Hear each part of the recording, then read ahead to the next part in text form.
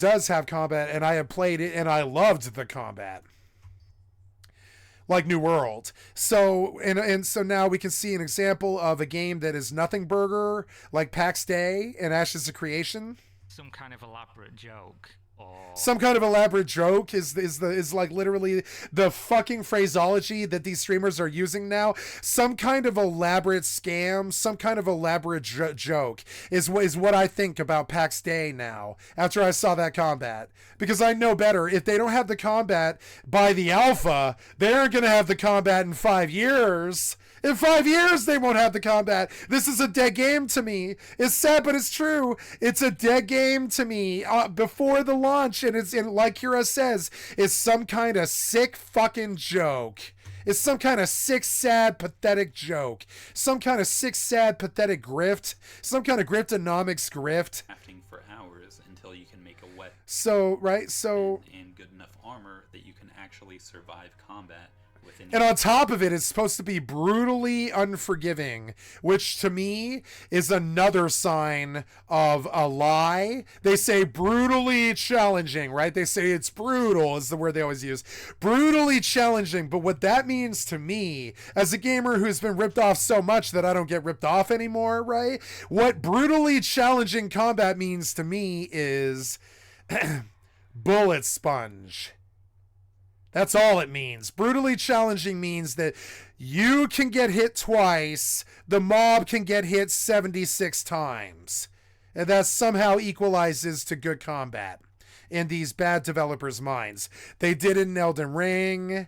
They do it in all the Bethesda games. They do it in DayZ and Rust. They do it in, they do it in Fortnite. They conflate someone's health bar with gameplay loops and how long it takes to kill them, which is part of a gameplay loop, yes, but it is not the driving gameplay loop. How long it takes to get through this health bar is not a good gameplay loop. It is not. Look how long it takes him. Now let's start over here. 1, 2, 3, 4, 5, 6, 7, 8, 9 hits, and it took him hours to be able to kill something in 9 hits, and the mob kills him in 2.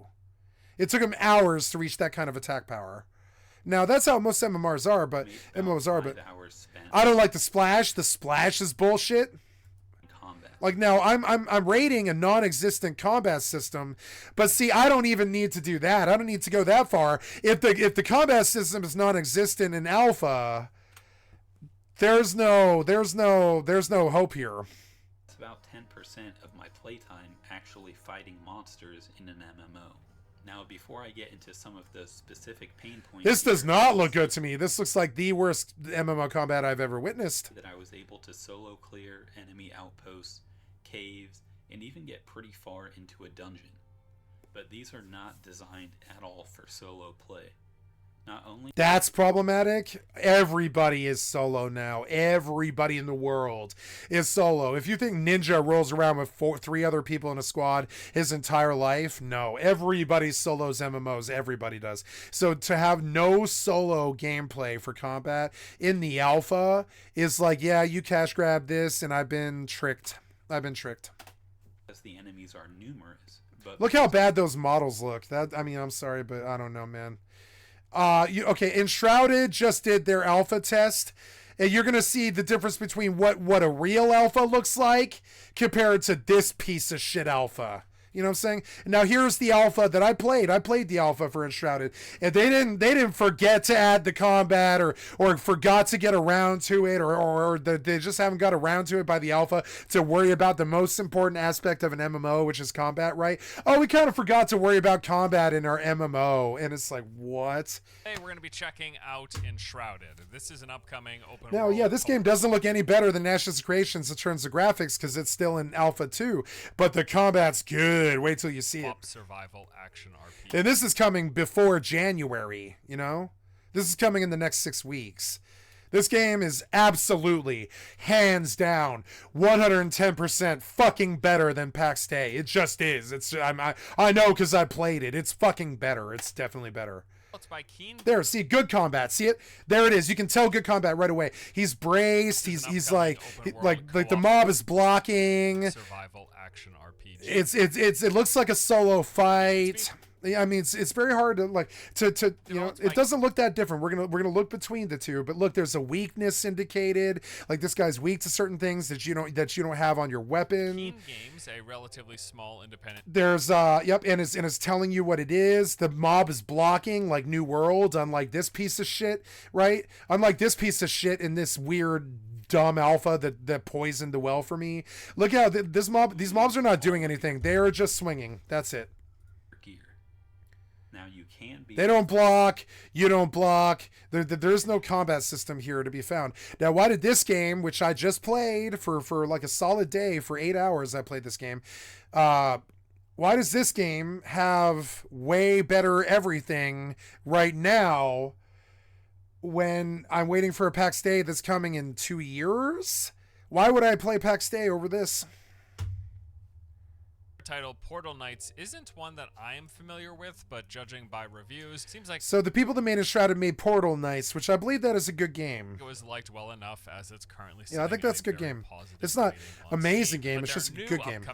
So here we go. It's got all the great farming that New World and Rust has, right? See it? I am interested in. Not this PAX Day shit. I mean, I'm sorry, but PAX Day was a huge disappointment. I guess I just have not addressed it on stream at all. Keeping a close eye on it ever since it was released. Now, Enshrouded is coming in 4 weeks, and I'm going fucking hard on this. I'm talking fucking hard. Let's go see what's going. Enshrouded, I'm really looking forward to. Fuck yes. I can't wait for Enshrouded. Let's go to the Enshrouded store. Actually, let's just see what people have to say about this, right? I like Enshrouded more than the finals.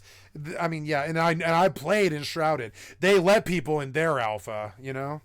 It's an early access game. Release date, I'm sorry, it's coming in January. It's January 24, 2024. That's exactly 2 months, right?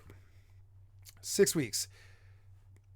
Wish list, all this stuff, right? Let's go look at what people said about. No, there are no reviews. That's it. So yeah, and so get hyped for Enshrouded, which is an actually good, massively huge, massively social game like EVE Online or World of Warcraft or something like that. And you can go out to nullsec. It's got all the stuff that PAX Day's got. But it's actually real and it's actually fun. It's got wing gliding and stuff that PAX Day doesn't have. I mean, made this look at like this. Look at this. And this shit, like, you can go build a house on that cliff right there. You can go build a house on that cliff, and you can go down the mountain. I did it. I built a house on that cliff, and I went down the mountain to where the mobs were, and I killed mobs and brought mats back to my house, like Fallout 76. This game's better than Fallout 76. 76 couldn't manage the base building very well. I mean, Rust could, but Fallout 76 and PAX Day couldn't. And Sons of the Forest and all that shit. But this game is actually good, like New World. Game with some interesting ideas. So look at that, the wing gliding suit. I can't wait for that. I didn't get to experience it really. Potentially promising. Oh my god, I can't wait for this game, and it is good. No, it's good. I played it. It's good. It's like I could not stop. The 8 hours that I got to play it, I could not. I mean, I stopped after 5 hours because I was like, any more work I do, I can't save. So that's always like a fucking mental block for me. But I mean, like, you know, if I can't save the work, I don't want to do the work, right? So I don't like betas very much because you can't save the work. But I like experiencing the game. Nothing about Enshrouded disappointed me at all. The graphics were great. The client was optimized. The music was chef kiss. The combat was chef kiss. The difficulty was like Dark Souls. The exploration was like Dark Souls. There's this huge nullsec area in the center of the map that's filled with fog that you can't live there, but you can live outside it, like right around the ring. See it, like low sec. And so if you live in low sec, which is the ring around the fog, see it? And there's many zones with many fog pits, and so you can move around zones and stuff, and you can go into the fog pit like PAX Day, and there's all these terrible fog monsters in there that morph and get worse with how long they've been unchecked and all this, and there's all these crazy PAX Day systems and stuff that are in there. But I mean, this game's coming out in 6 weeks, not 2 years. PAX Day fucking went tits up. unfortunately. So I was And, happy and PAX Day went tits up this week too. when I realized that they would be releasing a demo as part of Steam. And Yeah, Enshrouded released the demo, and it's good. If you haven't done it, go do the Enshrouded demo. It's so fucking good. It's like one of the best games I've ever played. Definitely. Enshrouded, right? Oops, I misspelled. There we go. Enshrouded is so good. Enshrouded. The demo is no longer up because it was actually the alpha test was a demo. There's a non-thievery corporation, billionaire software despot trying to actually provide a demo, which is what we used to call good business practices instead of pre-orders, right? We would call it demos, right? They went with a demo. I love this company, King Games. They're fucking amazing. So here we go. We're going to go back to what we were talking about. chunk of time to check out the game and play it ourselves. And I did just that, playing for a few days. And it's got terraforming, it's got digging, it's got all the Minecraft stuff. You can dig into the side of a mountain, unlike Rust. Say what I've seen so far. I like it. It is still clearly early days. The game is Yep, combat looks good, like New World. It's got New World combat. absolutely in need of some more fleshing out and polish, but I've enjoyed what I've New World is the way to go, not this weird piece of shit. To be determined, scene missing, blackout drunk. We got blackout drunk instead of providing a combat system. Survived by another player or run back and reclaim. Scene missing, right? There's this hilarious Simpsons joke that I'm referencing, right? Where Homer recalls drinking the night before, where it's like he starts out in the living room with his friends playing poker, and then there's scene missing, which is just like an alcoholics thing. Then there's scene missing, and he wakes up, and then there's scene missing, and then he wakes up in the church refractory drunk, and he's pissed his pants and he's passed out on a pew. And that's what I consider this combat and this alpha and this ripoff. And I can't believe PAX Day did this. And honestly, everybody gave it glowing reviews in the alpha because none of those people play survival games. They play World of Warcraft. And anything survival is better than World of Warcraft. Even the original The Forest is better than World of Warcraft, you know? It's got more core gameplay loops that could keep you far more fascinated learning and all that. DayZ's got more gameplay than World of Warcraft and all that. So it's like, yeah, the survival game kind of does need good combat. It kind of does, It kind of this combat that you phoned in was like a straight up red X. Nope. In a dungeon, that means grinding all your equipment back up as strong as ever before to even have a chance of getting back to reclaim. Shadows aren't so good, kind of pixelated, very not optimized. Like, I'm sorry, but an alpha strike is when I get to make judgments like that. I get to say, oh, wow, client doesn't look too optimized. The textures don't look too good to me. A lot of the assets look bought. I mean, sure, you could say the same of Enshrouded, but there's definitely a personality to Enshrouded. I don't think there is a personality to PAX Day, just trees. Enshrouded has a personality. It really feels like you're playing Enshrouded. When you're playing Enshrouded, you can mark it. Like Fortnite, when you're playing Enshrouded, you're playing Enshrouded. There's no other game like it. So, let's take a look at the game. There's bad ripoffs like the day before in PAX Day. Enshrouded has the basic survival gameplay loop that you expect. You'll explore, fight enemies, loot, and gather resources, which you will then use to craft items, tools, and build a base, progressing yourself further and further. Now, all of that survival crafting stuff is absolutely present and does seem fairly well done, even in just this demo version of the game. But I would say that Enshrouded feels a lot more of like an action RPG with a focus on which is what I want. I want a Rust mixed with a Fallout 76. I want to be able to go kill people in Rust, but I also want mobs 5 minutes away, which is why I'm on the Rust Hardcore Zombie server, and why I think it's the greatest server that was ever made, is because it's the only fucking PvP server that I can think of where you can, World of Warcraft can do it too, and so can EVE Online, where you can go and PvP while you're also having really fun combat PvE, or PvE combat. Big part of the I'm gonna rewatch there's a very good show that was the best show I've seen in the last 10 years hit Prime called The Lincoln Lawyer. I'm sorry, not Lincoln Lawyer. That's Netflix, and that one was good, but it wasn't that good. The one I'm thinking of is Perry Mason on Amazon Prime was the best television show of the last 10 years. And is weird because certain scenes in video games will remind me of Perry Mason, the television show, because you know that you're watching Perry Mason, the television show. There's no other show on television that looks like Perry Mason, the remake. There's nothing. There's nothing on television that looks like Perry Mason remake. So it really stands out. There's nothing that looks like Enshrouded, but everything looks like Pax Day. Everything looks like Ashes of Creation. Everything looks like New World, you know. Definitely thanks. But Enshrouded, I've never seen anything like it. There's these pits of fog everywhere. Maybe Silent Hill, but it also looks and plays like Rust. It's like a mix of Rust and like World of Warcraft.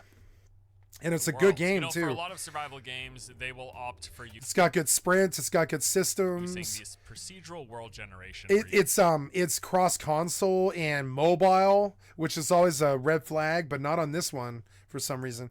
On this one, it's not. Like, it's a mobile game, but it doesn't red flag. Basically spin up these seeds. Because it's a good game. You can see it. It's an actually good game that's going to be on tablet, you know? Get your own unique You can tell it's on mobile. You can tell it'll be on mobile because they're using the menu system style from Genshin Impact. Start a new surfer. But Enshrouded is entirely handcrafted. All of the terrain, the points of handcrafted, all of it. There's no procedural generation in it. See it? So every inch of it is either empty because they haven't got to it, or it's like handcrafted. Interest. Like how Bethesda used to be. The items, the puzzles, the boss locations. Yeah, shit is an actual game. I don't see anything from Ashes that even remotely indicates this kind of depth at all. About the world, how it looks, and where things are. And so now I'm out of the. I'm fickle, right? I'm a fickle MMO person. Ashes did not cut it for me. Ashes did not cut it for me. Pax Day did not cut it for me, but this game did. For everyone, yep, range combat's even good. Every time. Even look at it. You can play it like a gun game if you want. Restrictions, though, which put up a barrier placed around the play space, preventing us from moving too far. But you can build up as high as you want, I think. Beyond a certain location, there was still plenty for us to do and see. Tons of different points of interest and various spots to explore. These included things like ancient ruins, dungeons and castles, all sorts of caves and underground caverns, makeshift camps and compounds full of different types of enemies. There were massive towers that included jumping puzzles and all sorts of loot for you to try to unlock, abandoned buildings and towns, various farms, and even salt mines. The game seems to have quite a nice mix of fantasy locations and different places to explore, all of which are full of resources. When I got in, I was like, oh my god, I want to play this game so bad. To harvest, chest for you to open to gather loot, and enemies to fight. Now on top, it's got that whole Zelda combat. On top of those like unique named areas, we've got what's no doubt one of the biggest standout features, and that is the fact that about 50% of the game world is enshrouded, as the game's namesake says. So the game is basically divided into two major sections. You've got like just like Pax Day, except this game's coming in 6 weeks, unlike Pax Day. Pax Day has the nullsec in the center like EVE Online. This game has that too. You saw it. It's all that fog. Inside the fog, the mobs are nasty and they swarm you. Anybody can kill you and free loot you. It's like full PvP. This is where you start out, and it encompasses the top. Outside the fog, it's like, you know, it's like Rust in green. It's beautiful. It's just, you know, it's great. Oh yeah, what else here? I am gonna load Fallout 76 now. I have been distracted. Here you're able to freely roam without any restrictions. But then you've got just as many lowland valleys and ravines, all of which are engulfed in this thick fog. So the basic goal of the game is for you to go out, find and destroy the sources of the fog, which are these giant flower-looking things called shroud roots. Now typically these will be hidden underground or in some other location protected by groups of enemies, and occasionally... I'm sorry, but this looks like every bit that Pax Day is, but with an actual game system, you know? Even a boss. Not only will it be more difficult for you to see within these foggy areas, but they are also typically much more densely populated. The building is not as good. The building is bad and enshrouded, but honestly, that's fine by me. With different types of enemies, and it can only be explored for a limited amount of time. And that is because whenever you enter an enshrouded region, there is what is more or less a breath timer that starts ticking away, giving you a limited amount of time before you need to come up for air, more or less. Now, this creates a sense of urgency while exploring, as you will either need to leave the fog before the timer reaches 0, else you die, or search out to find one of these hourglass capsules, which will instantly replenish your time back. Yeah, and by the way, so he's not doing justice to the gameplay loop. One of the things that you're doing while you're in the shroud is you go and collect these. You explore the world for things that aren't loot. They're like these magnifying glasses that extend your time in the world, kind of like a good extraction game deal, like kind of like how Tarkov has time limits, right? You have a time limit in the shroud, but you can extend it, which is why you want to go explore the shroud, right? So you're looking for time glasses or time pieces to stay in there to extend your 5-minute timer longer, so you can stay in there and keep farming. And so it gives you this good gameplay loop of like just exploring tents and opening boxes and running around looking in nooks and corners and crannies and stuff, always trying to find longer extensions of time. Because if you get in a PvP fight, that might be 3 or 4 minutes of a tense, 1v1 or something like that. And the whole time your timer is running out. And so then as you kill the guy, you might have like 10 seconds left on your timer. You got to go running around looking for a timepiece, or you can't make it out of the extraction cloud with his loot. And that is far, far, far, far, far, far, far, far, far, far, far, far, far, far, far, far, far, far superior to fucking Tarkov or, Rust or any extraction game. Like there's all these extraction games coming out. EVE Online just stepped with an extraction game called, oh god, I can't remember it because I haven't played it on the live service yet. It's Vanguard. Vanguard is good like that, but there's no timers in Vanguard. I think there should be timers in Extraction like Tarkov, but the timers should be something that you are searching the world to extend, right? Like air masks for poison or something like that. And it's a better, more polished Extraction RPG gameplay loop than Rust.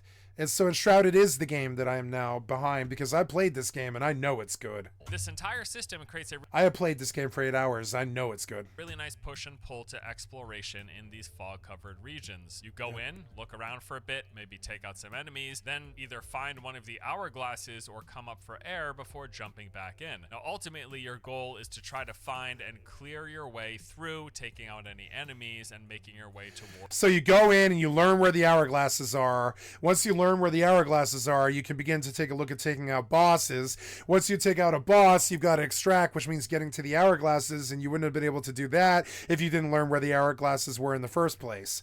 And so it's this endless extraction gameplay loop with like a much more benign Minecraft sort of like execution, but it also can be very tense PvP like Rust and like PAX Day.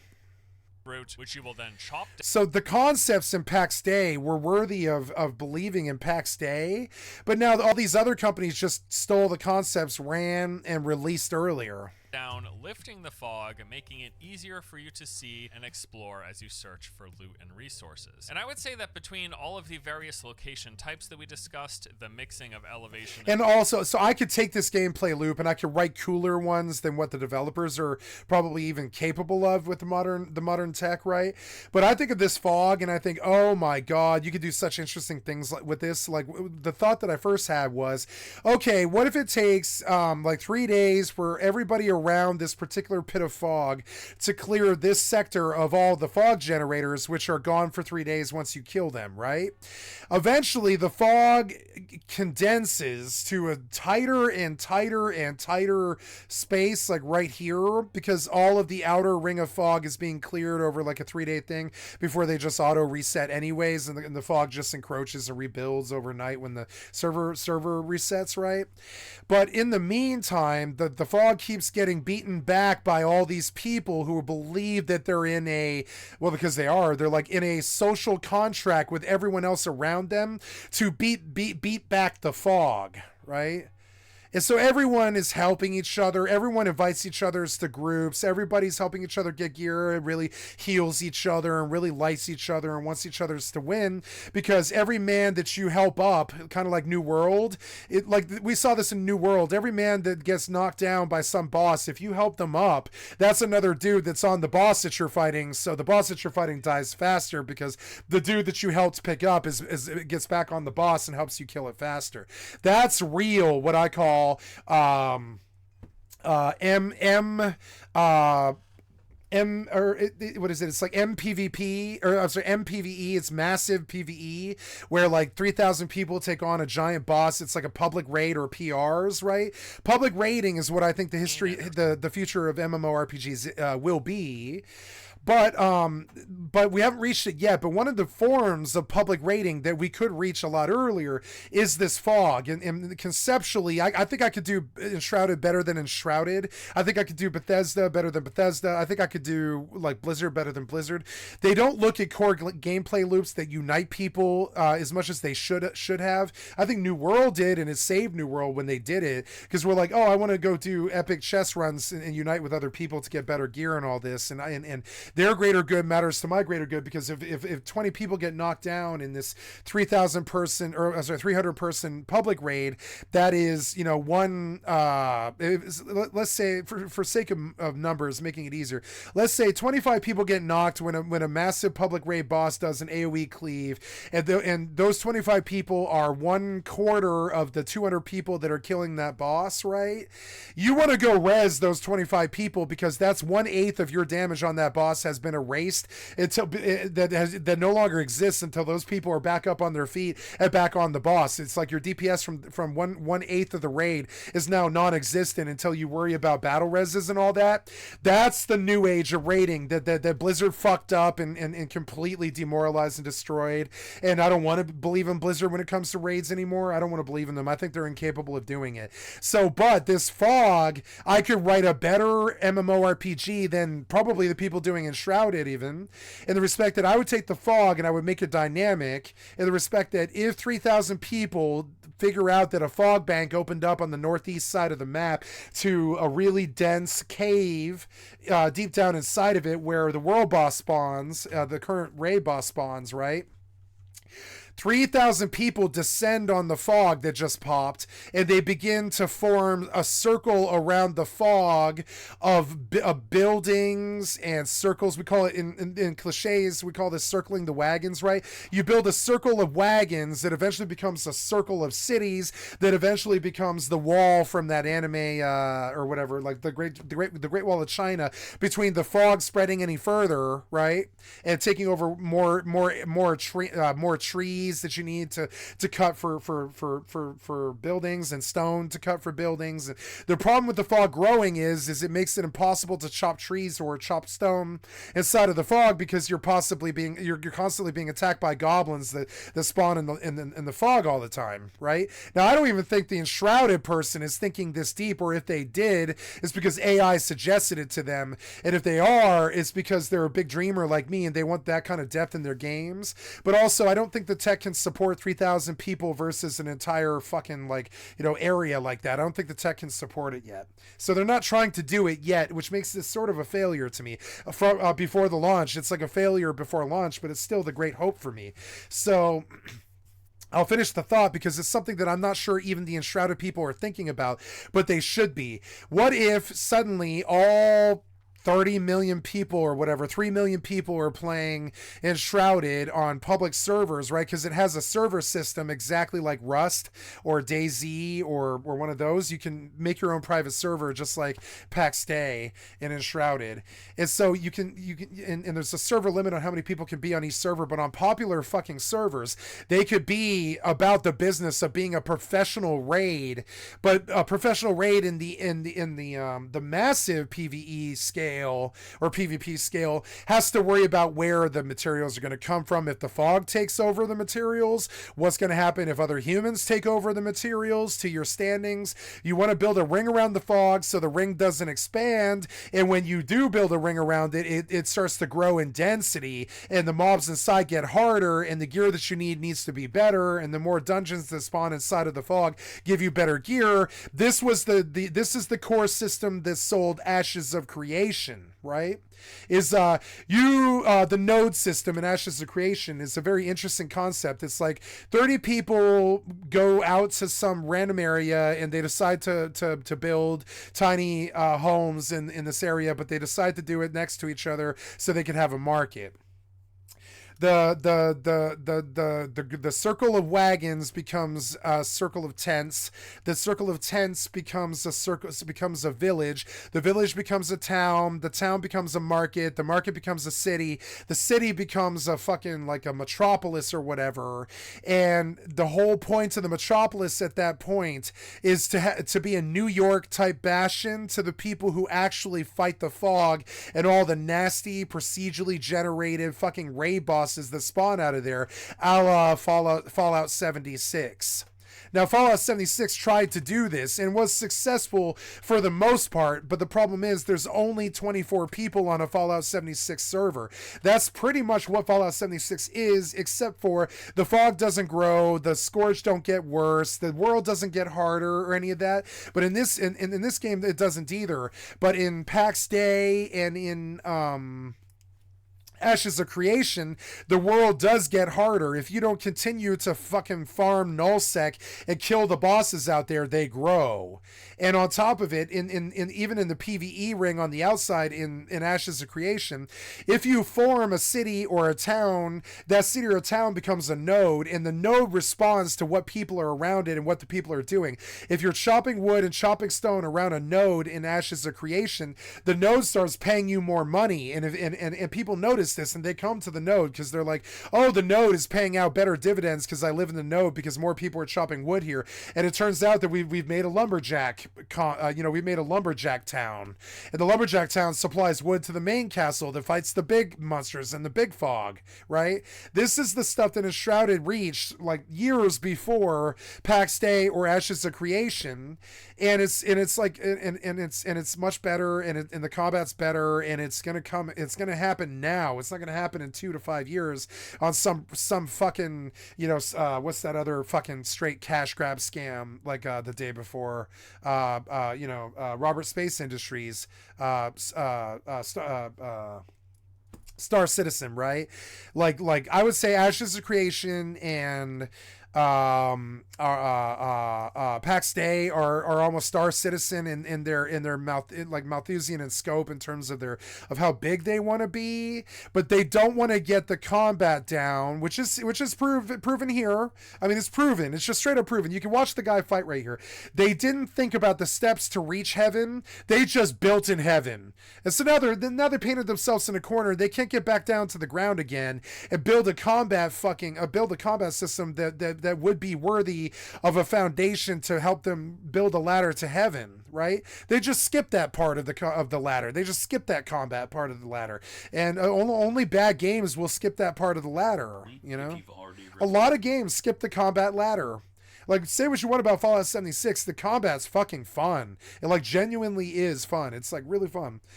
A lot of MMOs, the combat is not so fun. WoW, the combat's fun. The combat in EvE is not fun, so I don't do it. I pretty much don't do it. I do it, but I don't. Not really. Now you could get. So here's my hardcore character. I have not given up on hardcore, but I have stopped making sales. I've sold everything that the hardcore character had to sell, and I have 4 12-slot bags at level 15. So I'm doing pretty well on a hardcore character. I've got the money and I want to go back to her, but SoD is more fun right now. The playing rogue on SoD is far superior to playing hardcore rogue. SoD is far superior. Which is why all of the servers are full, except for these brand new RP PvP ones. All of the servers are full. So, and that's how you can tell if it's good, if it's better than stuff like hardcore.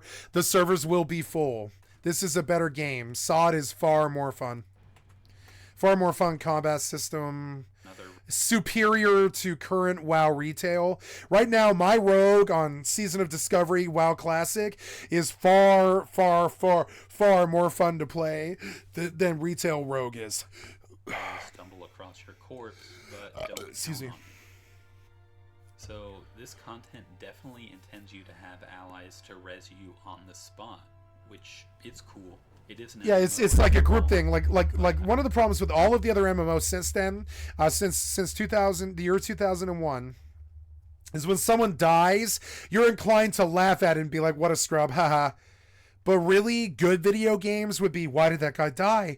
The healers suck. Why did the healers not heal him? I've got to berate the healers. Oh my God, I got to pick him up. I got to battle res him. His damage, it's important. It's embarrassing. This is how I feel when I see someone die. I think, it's embarrassing that this guy died while I was around. It must be my fault somehow. It's almost a Japanese sense of responsibility, right? It's because I come from Japanese games. It's my fault when somebody dies in Final Fantasy XI. It's not their fault. It's my fault because there's always something I could have done to be a better player that probably could have swayed it where we could have made it to the zone and dished the mob, right? There's always something you can generally do to play better to maybe change the situation. So you kind of want to believe that, that, I don't know. I'm getting off on a tangent here. I had to try the solo dungeon clear. The core issue with death is that it does not respect your time. It takes so many hours to accomplish anything in this game with crafting that to lose it all by falling off a cliff or having enemies respawn on top of you or something that makes you... Yeah, just like hardcore, right? Hardcore is really good, but they need to make it where mobs just can't fucking spawn you. That should not be, they should not be able to pop aggro you.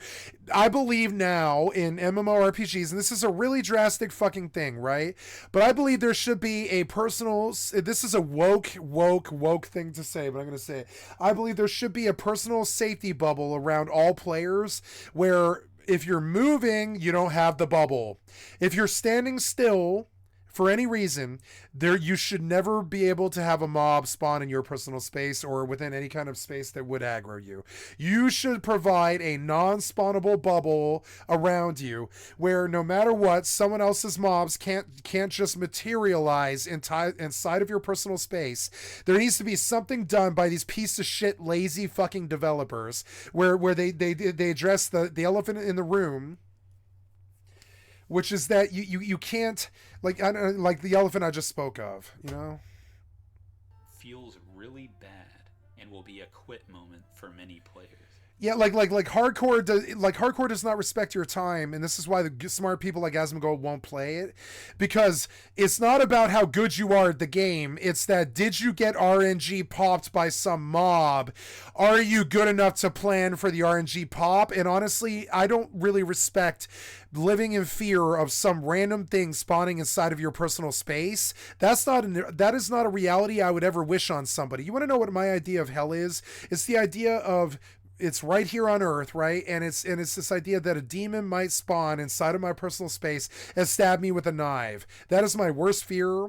It is my worst idea. And honestly, that is what MMOs do to me every single fucking day. They torture me with my worst fear, which is that a demon will spawn inside of my fucking personal space and stab me in the heart with a knife before I even know they're there. And there's nothing I ever could have said to do to respond to it. And that is an existential crisis in modern gaming, pop aggro, that must end by 2024, or your games will die. WoW will die because pop aggro. Hardcore will die because of pop aggro. Pop aggro kills a lot of things. It kills a lot of things in MMOs. So this thing about mobs spawning inside of you, inside of your personal space in 2023, I think, any developer willing to do that to us as gamers in 2023 should not be financially supported.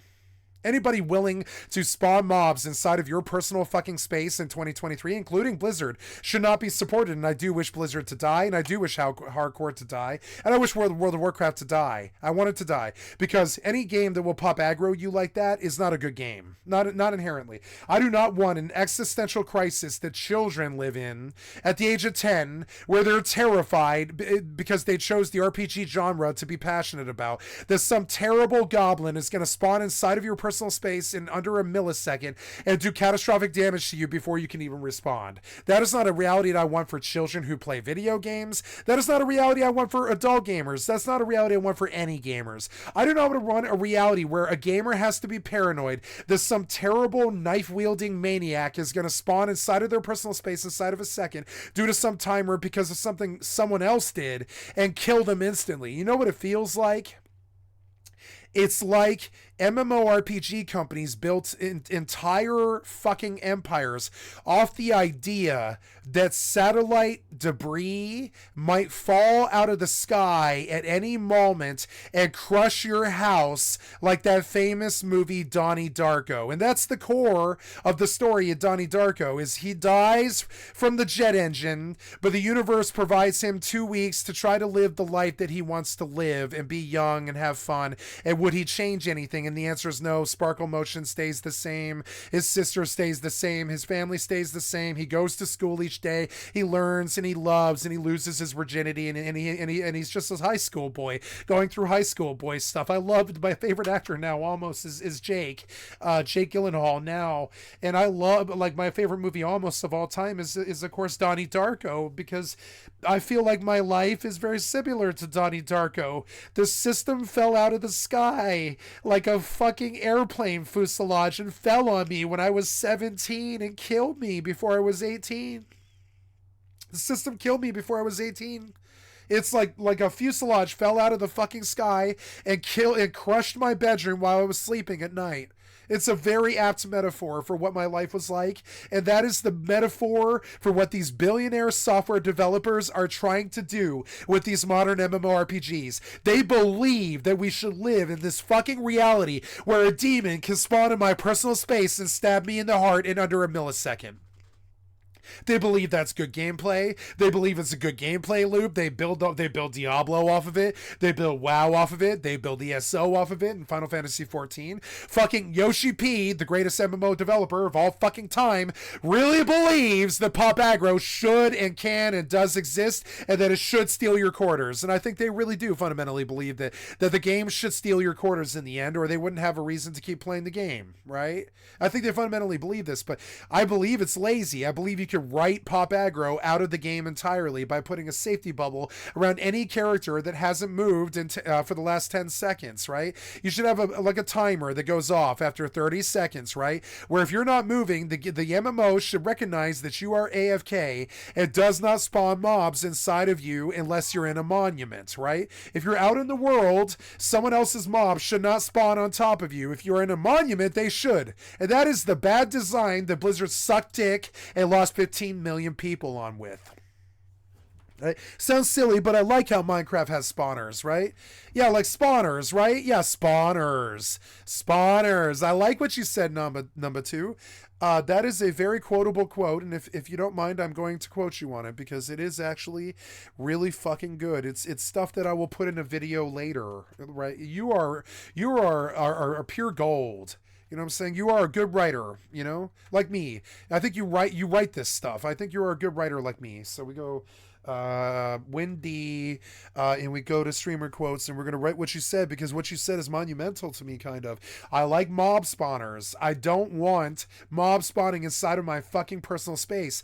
And that's why Enshrouded is looking so good. It's a giant pit of mob spawner that you must bully backwards, right? You must bully it backwards and keep it. It's kind of like hell. You got to fight Satan's minions by pushing them back into the pit, right?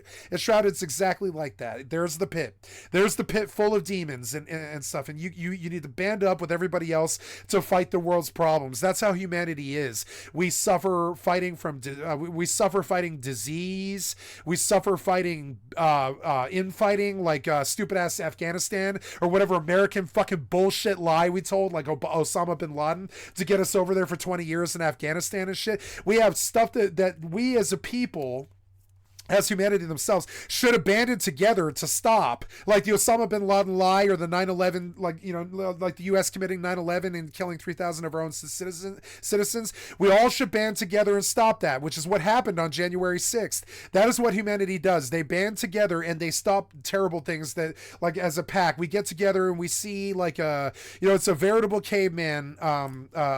What's the word? Like, it's a veritable caveman metaphor that I'm using, right? We band together, we see a woolly mammoth, and we think, oh my god, that thing is 120 times the size of any one of us.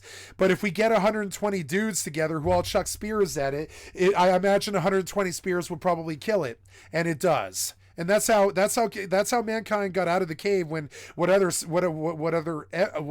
other sentient life did not, right? Except for like dolphins or whatever, right? You said something in WoW. No. You said something in. Sorry to get off topic, but did you play Lego Fortnite? No, I did not. I have not played Lego Fortnite. No, I played the new train season, but I have not played Lego Fortnite. No, sorry. You're okay to go off topic. I like off topic. So yeah, and so that it's kind of like Minecraft. Oh, are you talking about Lego Fortnite? Lego Fortnite. It's kind of like Minecraft. Lego Fortnite. Really?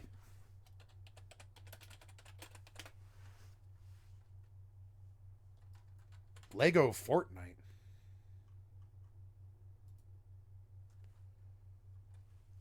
They're permanent.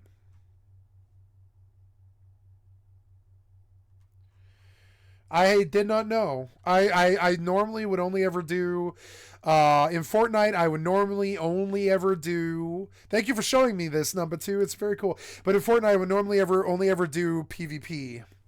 So let's go see what I don't know about PvE in Minecraft. I don't think Minecraft has good PvE at all. So we'll see. You know, I don't think Minecraft has good PvE. I don't think Minecraft or Fortnite has good PvE. So I don't know. I'm just sort of. Like, you know, I'm like, those titles don't inspire confidence to me. I'll have to look.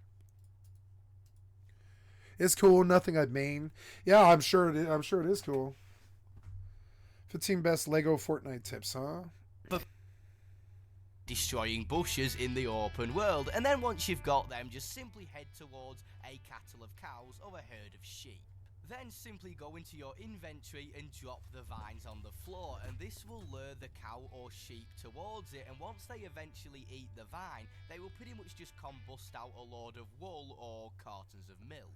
Tip number 5, make health charms and protection charms very early on. To get yourself started, literally all you need is 1 marble, 1 shell and some silk thread, which you get by putting webs inside of a spawn. With the snowberry shake, you will not have a problem at all in the lava cave. And lava caves are the best because you can find lava cave. I did not play this. No, I didn't know it was new. I thought this was 2 years old. Going to give you my sort of unfiltered, unscripted review of Lego Fortnite. Now, I'm not going to lie, this has taken me completely by surprise. If you have no idea what Lego Fortnite is, well, it's a brand new update to Fortnite that adds an entirely new mode. I'm not going to lie to you, this mode is very unapologetically Minecraft. This is literally Minecraft in Fortnite, obviously with the Lego sort of spin on it.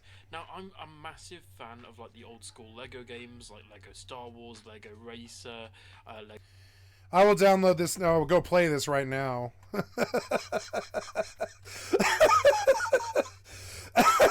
Play this right now. Shit, why not? All right, let's go play this. Why not? Epic Games Launcher. Lego Batman, Indiana Jones, and so on. So seeing this sort of, you know, took me back to my childhood in a way, but this is really, really cool. If you have no idea what you're expecting with this mode, then you're not alone, because I initially thought this was just going to be, oh, they're adding like Lego skins to Fortnite, or maybe like a couple of Lego items. Nope. This, in its own way, is its own video game, which sounds absolutely bonkers when saying out loud, but when you play the mode, you'll realise for yourself. So this mode is basically a survival open world game. You spawn in as a little Lego minifig. By the way, Lego and Fortnite and Epic Games did a massively brilliant job here of recreating nearly every original Fortnite skin in Lego format. There are a few of the third-party ones, like I think a few of the Star Wars ones, like the Mandalorian and Boba Fett, are also Lego-fied, but a lot of these sort of, PlayStation characters, Xbox characters, etc. weren't added along, which kind of makes sense for, licensing reasons. But overall, the love and dedication that have gone into this is brilliant. Speaking of which, so the game is actually, like I said, an open world survival game. You're spawning in and you're basically mining and crafting, which sounds really weird, and I'm trying my best not to compare it to Minecraft.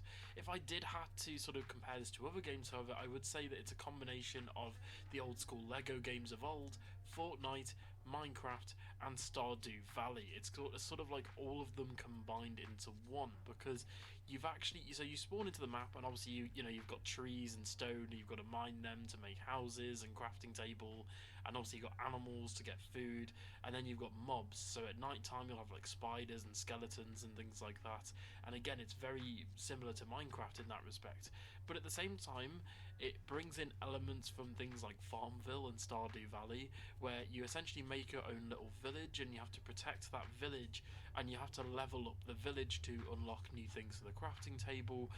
You also have characters, so you have a campfire in the game, which is the first thing that you make.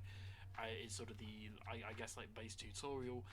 And then you have characters that come up to you, and these are actually characters from Fortnite, so characters like Fishstick, Calamity, Bright Bomber, etc. Like all these characters from Fortnite, they come to your crafting, your campfire, and they sort of interact with you and give you little quests to do. And you can actually have these characters join your village, and you can send them out on little jobs, for example collecting wood and resources, as well as joining you on exploring.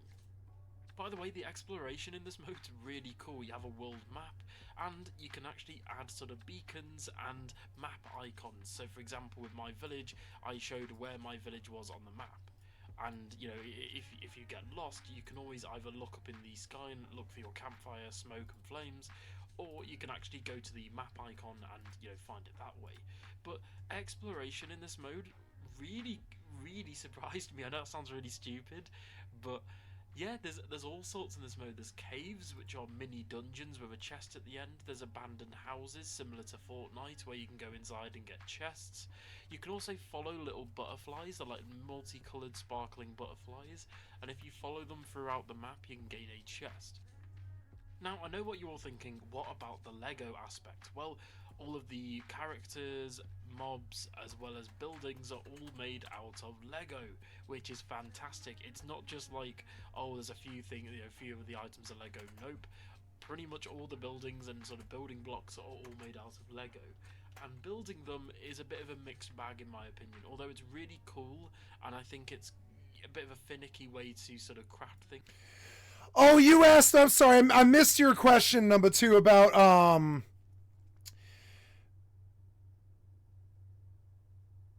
Mortal 2 keybinds are fine. They're good. US they're simple like WASD. It is not a controller. Mortal is not a controller game. It's only a PC game. It'll never be on consoles. It's like the most intense PC game I can think of, short of Tarkov maybe. So, but you asked, yeah, it's yeah, the keybinds are really easy. There's not much you can do. It's pull weapon, swing, sheath, block, walk. Open inventory, that's it. There's like not too many keybinds in it. Yeah, buy Mortal 2. They have a deal right now, or no, they don't have a deal, but it just hit the Epic store, but it's on Steam. Yeah, Mortal 2 is a scam. I would stay away from it. But if you liked what you saw, you might be a Mortal player. Some of us are. Because essentially what you do is, if you're willing to look past that, but Mortal 2 is a scam. It takes so long to do anything. Like, for instance, I watched a video today where the guy gave his review of Mortal 2 from like this week, right? And he's like, it just takes too long to do anything at all, and that's why you know, just, you know, be aware. But it is a good game. We'll come back. I've been through a lot of videos. I'm looking for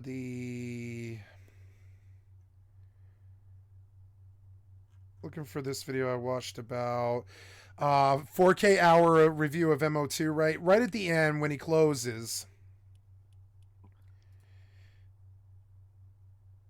There are no other games out there where every single item a character is wearing is crafted. It drops when you die. It's win or lose. That type of game, to me, is what I love. I love Rust. I love Tarkov. I love that type of stuff.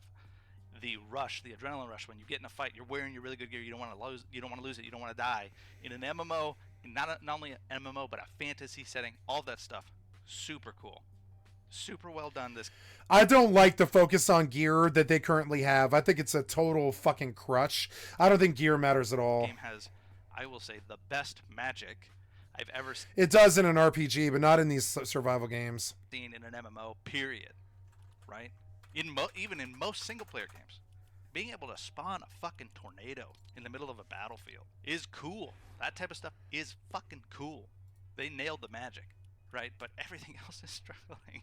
Like, melee fucking sucks right now. And Stam on parry, cool. Just was added. Cool. Finally.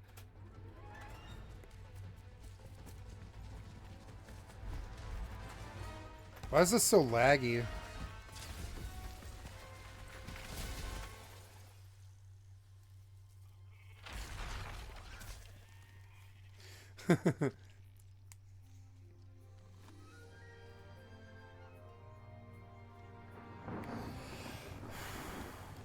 Oh.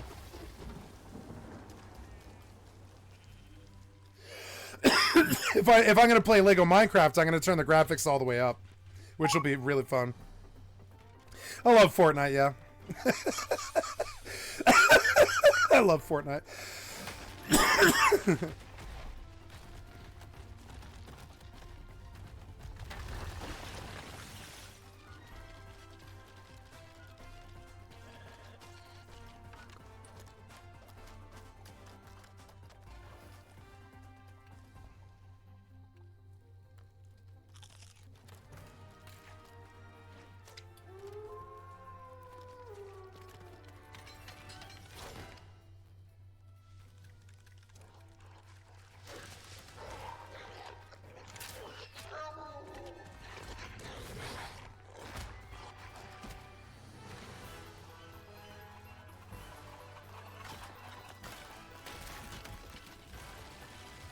Wow.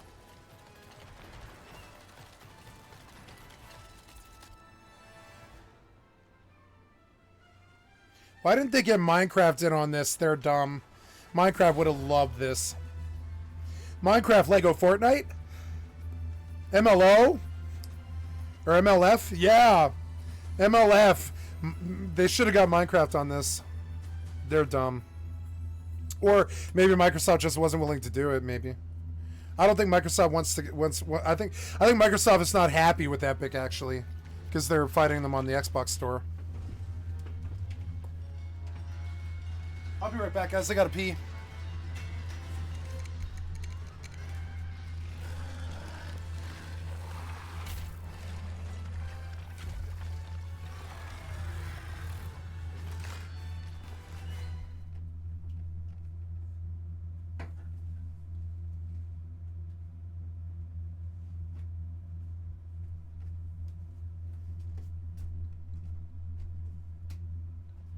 Okay, connect accounts for nothing, huh?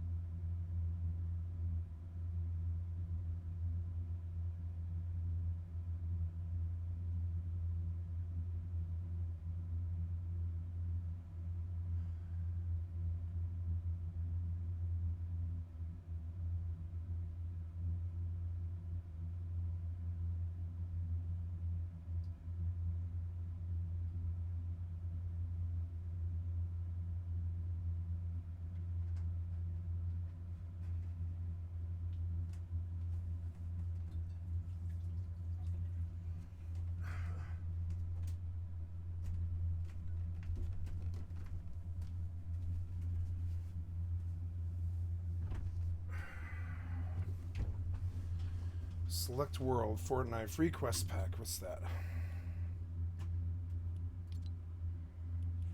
Free quest pack. What? You took me to the shop. What do you mean free? This isn't free. There's nothing free here. Oh my god.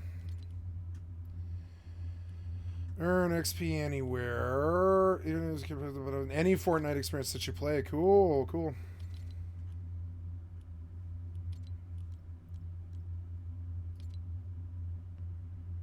Earn 5 account levels, earn 20 account levels, earn 50 account levels, try rocket racing.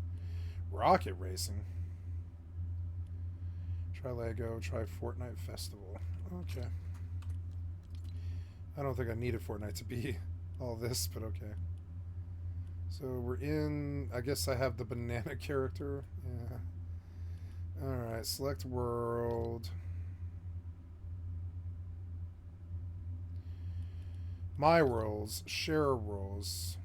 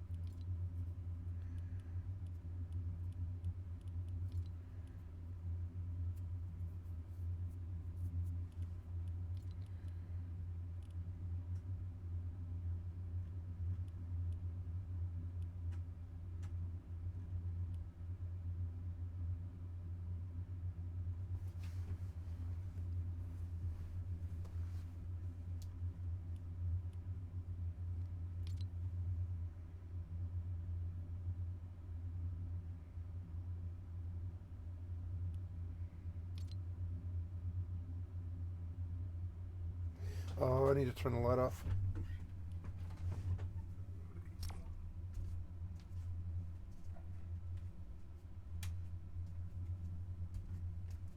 Are they going to do the orbital drop?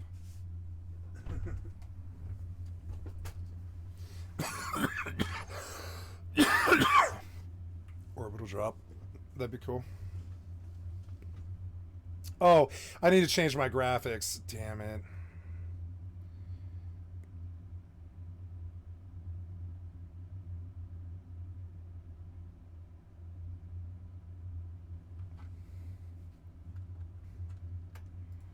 How long did it take? Year and a half? 2 years of people begging for that? Come on, guys. Come on. Like, the little things that you do in a video game. And for people that care about the quality of their time, they will just log out. They're just not going to do it. I'm weird. I have a lot of mages. But I definitely macro that shit. So, I'm not going to... If I had to do it by hand, I would just go play something else. And I've kind of been doing that for a couple months. This might be fun. Pacing. Yeah, so kind of goes hand in hand with tedium, but what I mean by pacing is just getting in and being able to do. Listen to what he says about pacing here, number 2, because you must hear it before you buy this game. Hand in hand with tedium, but whatever. About the quality of their time, they will just log out. They're just not going to do it. I'm weird. I have a lot. So I brought it here on purpose. He's going to talk about pacing. You must understand that about Mortal 2. It's the slowest game ever made. It is the slowest game ever made. I can't think of one that's slower. Nope. Another huge downside is the tedium for the sake of. And the tedium for the sake of tedium's sake. I understand what you're getting into. It's not like it's slow because there's a reward at the end of the rainbow. It's just slow for no reason. Tedium. The unnecessary mining, the AFK mining, the macroing to level up a mage. Like, if you don't have macros for your mage, it is the most tedious thing you will ever do in a video game. And for people that care about the quality of their time, they will just log out. They're just not going to do it. I'm weird. I have a lot of mages, but I definitely macro that shit. So I'm not gonna. If I had to do it by hand, I would just go play something else, and I've kind of been doing that for a couple months. Pacing, yeah. So kind of goes hand in hand with tedium. But what I mean by pacing is just getting in and being able to do something. Talking to your friends, hanging out with your friends in Discord is not doing something. Is it enjoyable? Yes. But I'm talking about getting out into the world, getting out into Mortal Online and doing something within the confines of Mortal Online. Rolling out with your boys on horseback to go roam the plains and hunt players, go to a dungeon, craft some shit, gather resources, build something. Just doing anything in this game takes forever. So, good and bad, but mostly bad. And the other thing that really needs to be improved is community. The ability to build guilds needs to be far improved. There needs to be boards in town where people can browse guilds and find a guild organically in game. If they have to come to the Discord to find a guild, you are wrong, and it needs to be fixed. Please fix this stuff, Starvault. I would say that this game is in the top 3 for me for the games of all time. It would be hard to argue against with the amount of time that I've put into this game over the course of a year, but I have finally reached the point where I feel like I've done everything. And that's partially because of the slow development and lack of updates.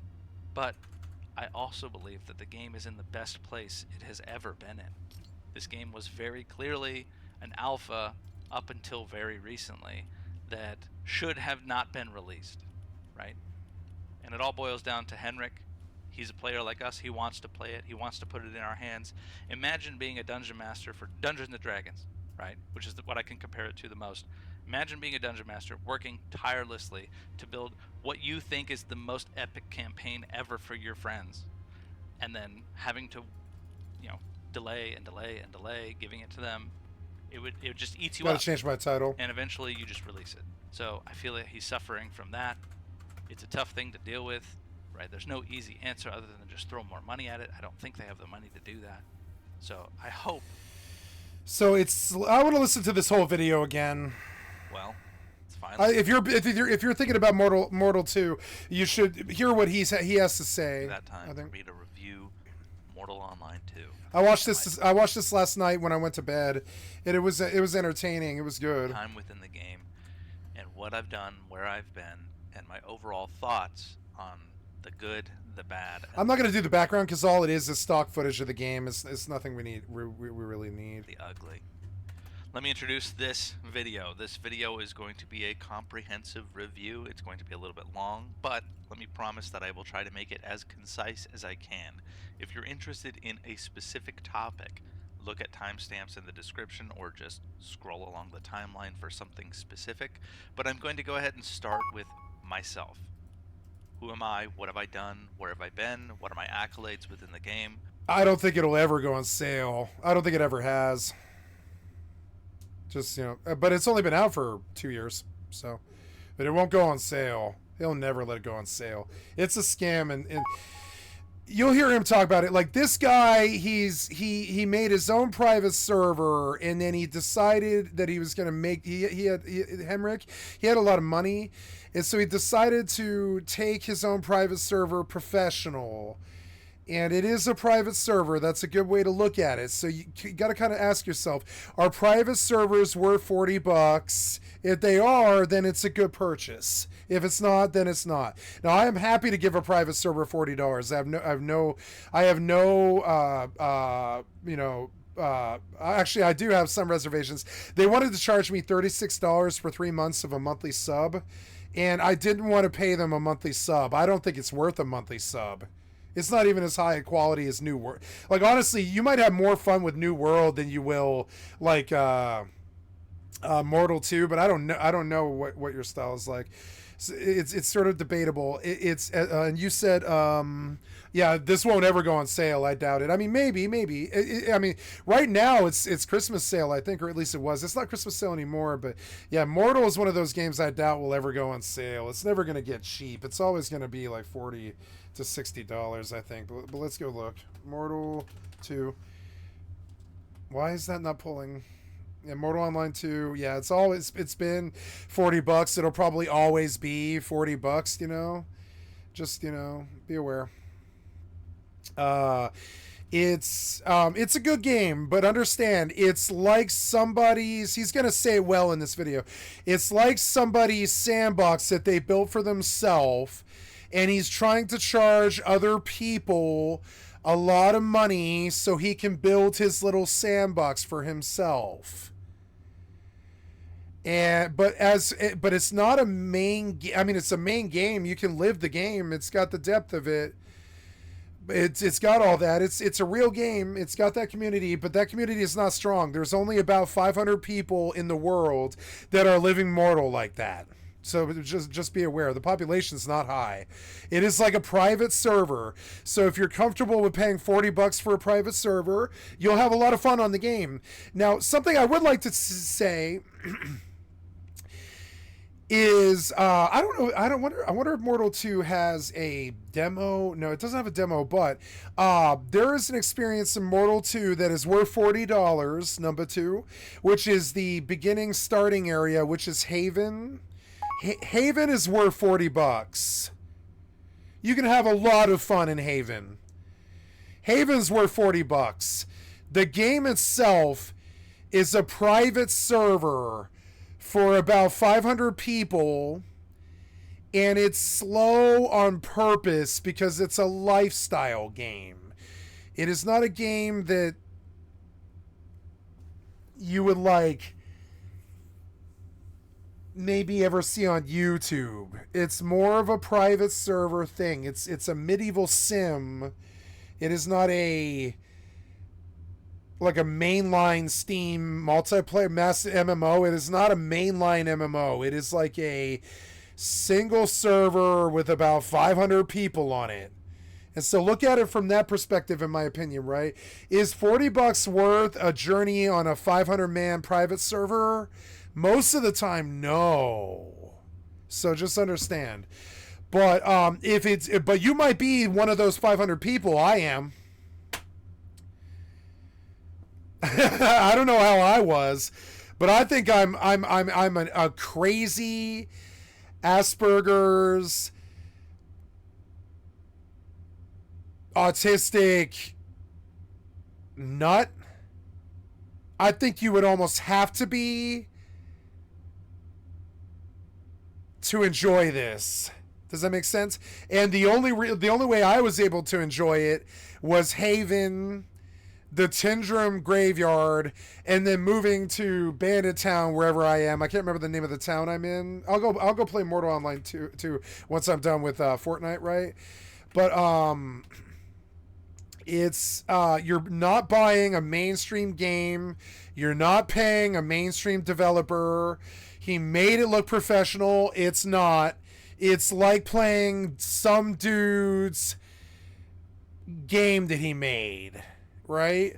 And you should think they're charging $40 for a $20 game, and they want $15 a month, or well, it's like 20. I think they want like $20 a month if you're if you are blessed and happen to be one of the 500 people that can actually stand how slow Mortal Online 2 is, how empty it is, and how most of the experience is either the starter zone, the starter city, and going like illegal as a criminal one time before you quit the game.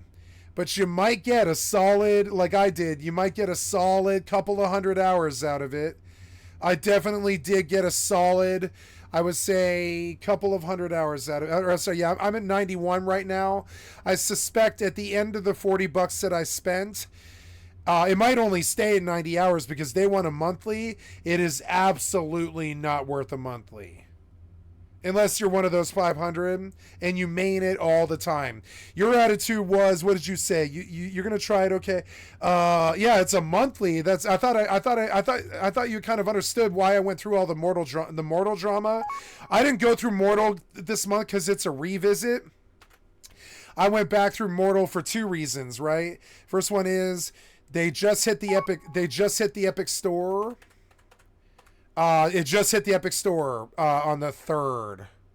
So that's the main reason I returned to it. It has some influx of probably 100 people, 200 people.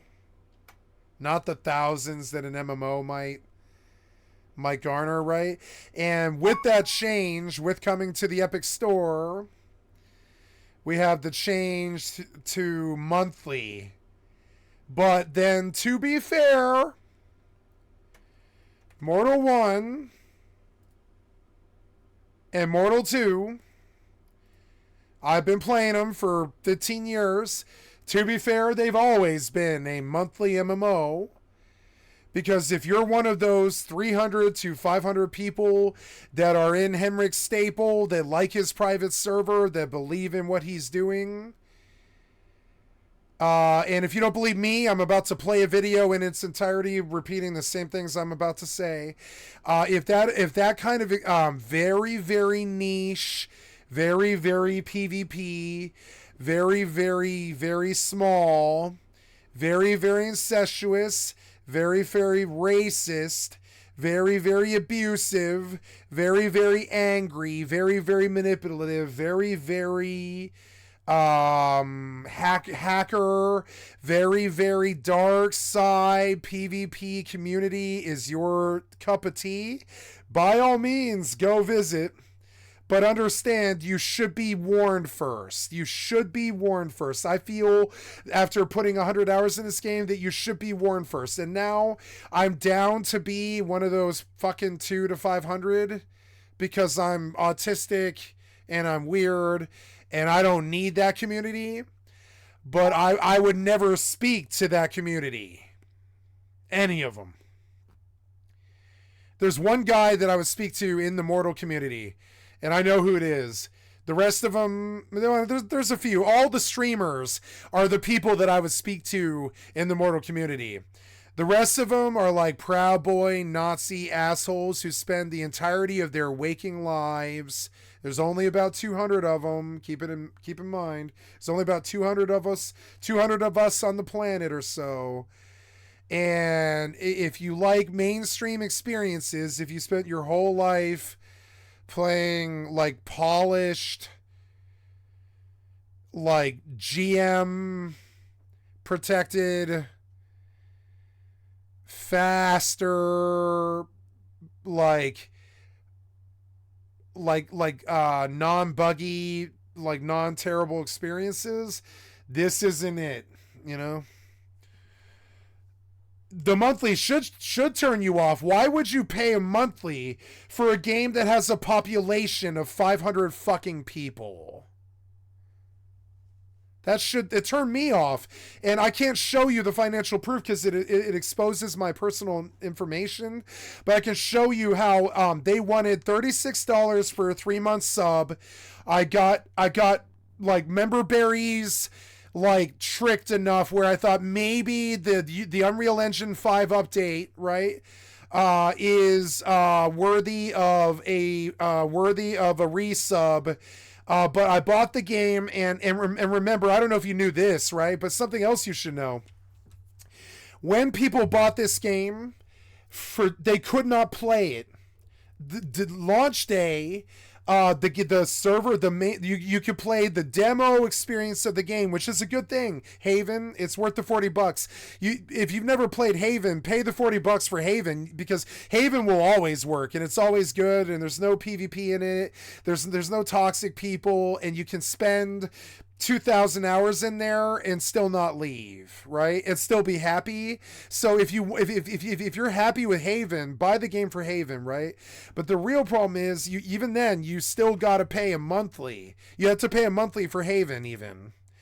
And Haven is the real game, really, but it's not. There's this massive world that he also included, which he wants $15 or $20 a month for, because he and all his friends and all the people like me that got sucked into his weird, psychotic, like autistic dream, We can do whatever we want in that world. I can even probably cheat if I want. No one's watching me. No one cares if I kill someone. Nobody cares if I sell nudes. Nobody cares if I cheat in the game. Nobody's gonna bust me unless somebody directly reports me to a GM and makes it like a financial responsibility for the company to ban the person, right? Nobody's gonna ban you for cheating in it if you're a cheater. It's a private server. And so if you're willing to pay $240 a year for a fucking private server, I suggest you buy this game. If you don't. And I mean it. I bought this game because I was tricked. And I want to give you an firsthand, I'm talking, this is like reality. You can quote me in a court of law here, right? This is not a lie. When I bought this game, it was so bad that for the first 3 weeks of its MMO release, no one could play the real game. All they could do was the demo version of the intro, which was Haven. They could not go to the mainland for 3 weeks. They would finish out Haven and they would just ask for their refund, and they'd fight Steam about it because the main game itself at launch, it's such an amateur hour private server game that the fucking server was not live the first 3 weeks of launch. And this was totally okay with the 500 people that play the game, because they're addicted to the game and they're in his stable and they like the game. But the rest of us demanded refunds, and we're not allowed them because we spent 100 hours in Haven. Or I personally spent 50 hours in Haven. I've now spent 50 hours in Haven and 50 hours in the main world, right? Oh my God. I mean, I chose not to speak about it in the review that I wrote.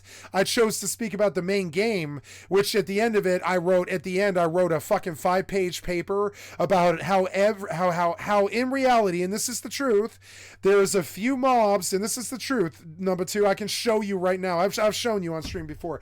You can run outside the city and you're going to find player-owned settlements throughout the entire world, but you will not find monsters. You will find trees and player-owned settlements. That's it. Because you're basically supposed to go to city from your town, live the city life, work the market, kill the few monsters and mobs that are around the city, and then PvP in a large clan perspective and be a slave to a large clan and build a castle once you got bored of the city life. So if you have some vision of, oh, I'm going to learn how to craft, and oh, I'm going to learn how to combat, and oh, I'm going to learn how to build castle, and oh, I'm going to do whatever I want. Yes, that is possible if you sink 5,000 hours into it. But if you want to do these things, you have to have a clan. You cannot do those things solo, specifically because you can only have a certain amount of skills on one character per account. There is no alts, right? So if you had this dream about being a combat person like me and still being able to make armor or ride a horse or do magic, you can do a jack of all trades build, but you don't do any of those things well. You don't hit well. And any PvPer that's specialized in what they did, like me, is going to kill you in 5 hits, because you can't do jack of all trades. If you want to be jack of all trades, you've got to do what the 200 to 500 people who actually play Mortal did, right? And I would say those people have a good time. I would say they got their money's worth, right? But something that they're famous for is buying from now Mortal 1. You can play as many alts as you want, and they do, and that's how they play it solo. But you cannot play Mortal 2 solo in anywhere form except for the lifestyle that you've seen me show you on stream, which is getting a weapon in the graveyard and using the combat specialization that I chose when I made the character and the leveling path that I chose. I can kill. The only things that I can do in the game, well anyways, is kill stuff. That's it. I cannot cast spells. I will never have the skills to cast spells. I cannot I can ride a horse because I'm a tamer, but I don't hit people that hard because I chose to be a tamer, right? If you want to be all of those things, you would have to buy 5 $40 copies of Mortal and pay 5 monthly fees as of this month. It used to be you only had to buy 5 copies of Mortal, and for the first 2 years of the game, because the game was so bad and the community rated it so bad, and it tanked on Metacritic and it was universally decried, and Asmongold turned his back and called it a joke and all this, and nobody ever came back, right? And they all demanded refunds, and they got them too, because after 2 hours of Haven, they were like, this is the most fun game I've ever played, which it is. It's almost like the most fun game you've ever played. But he crippled it so badly with his private server itis that you have to do all these terrible financial things to even appreciate the title from a solo perspective. Even if I were to play solo, right, and be competitive as a solo wolf, like a lone wolf player, right, I would need to buy the game 3 times, and I shit you not, I'm not kidding, I'm not exaggerating here, trying to entertain you or entertain, this is the truth, right? I would need the armor for the combat spec that I would want for my PvP build in my criminal life of solo 1v1s, because I don't want to join a clan that poisons my stream with all of the chat in the Discord, right? And so I don't want Discord chat from a clan, and that's in Mortal. You must have it. Like Rust, you must be in a clan if you're immortal. You have to be. Otherwise, you're just a target like me. You're just going to get killed by anybody who walks by because you have no gang affiliations. Just like the gang affiliations that I was talking about earlier in the real world. You have to have that in Mortal, or you're just going to get arrested by the pigs, robbed by anybody who has any actual power, trolled by the actual PvPers and farmed at the fucking spawn, and treated so badly that you're going to regret that you put $40 into the game. But in order to find out that that's what the state of the game is, you've got to stay in the game longer than that. His trick is, and he did this on purpose, you fall in love with Haven, which is an experience worth, I would say Mortal 2 experience for 1 month in about, I'd say, 100 hours in Haven is worth the $40, and that's how he skated by without the FEC getting in his face and literally sicking the police on him, right? It's such a scam, the game itself, that the only way that he was actually able to like financially charge for the game was making it so that you get this nice 50 to 100 hour experience in Haven before you ever play the actual game itself, which is like it was always a monthly. You always had to pay a monthly for Mortal, except for the 2 years after the launch when he was so scared he was going to be sued by he was going to be like Interpol was going to be sent after him for scamming everybody in the world, that he literally could not charge the monthly. And so understand, it's got all these bad problems, right, that you must overlook if you want to play the game. But ironically, if you look at it from that standpoint of I want to play a game that's really fun for like a month, believe it or not, Mortal 2 is incredibly fucking fun. It's incredibly fun. When you go to the mainland, you're immediately robbed.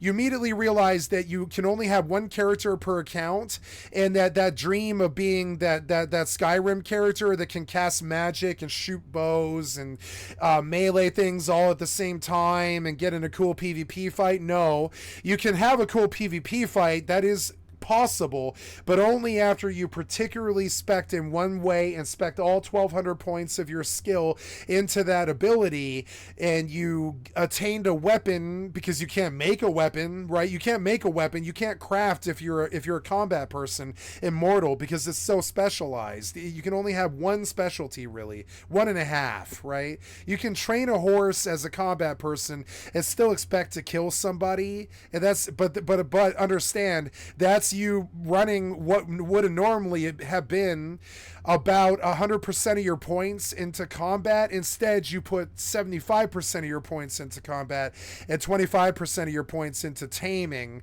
so that you can ride around on a horse to reach a target to kill in the first place.